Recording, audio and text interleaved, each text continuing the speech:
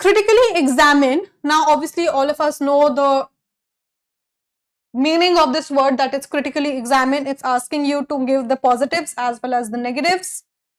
So I hope this makes sense to all of you. Critically examine the role of Panchayati Raj institutions in strengthening grassroots democracy and fostering inclusive rural development in India. Probably the most basic and the most predictable question from this topic, that is the PRIs and the local bodies and the local governance.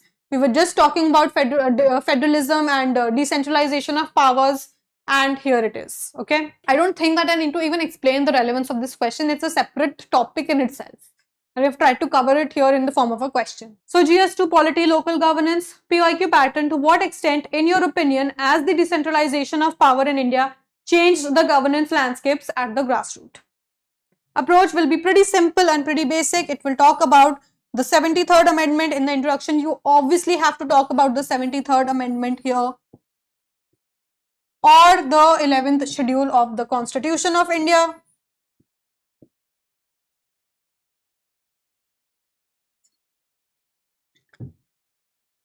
Introduce the answer by referring to the Panchayati Raj institutions. In the body part, highlight the achievements and the challenges of Panchayati Raj institutions.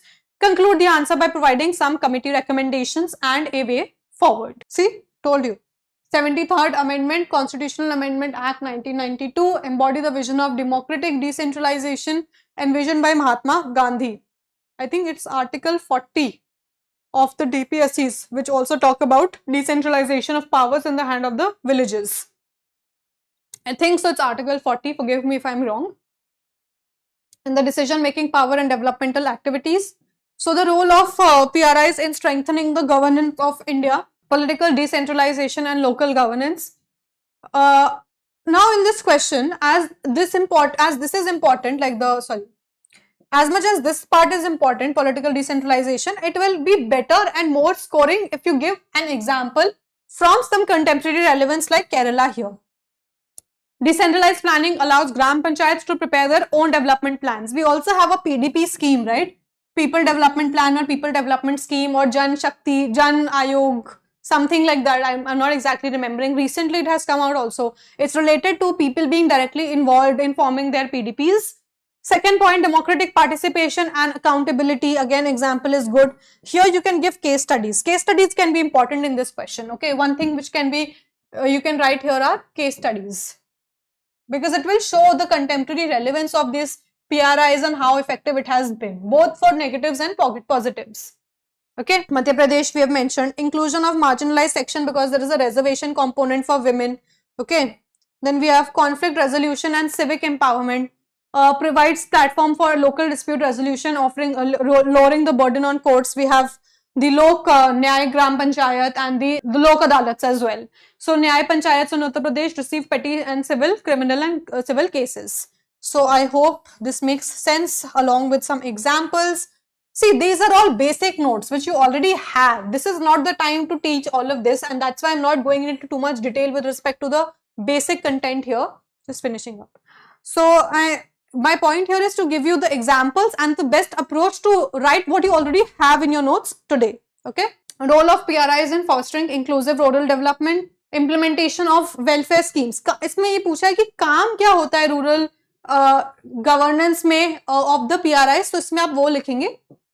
Implementing welfare schemes like PM Awas Yojana, Swachh Bharat Abhiyan, etc. Resource mobilization and local planning, social development and service delivery, responsive governance in emergencies, that is conflict resolution basically.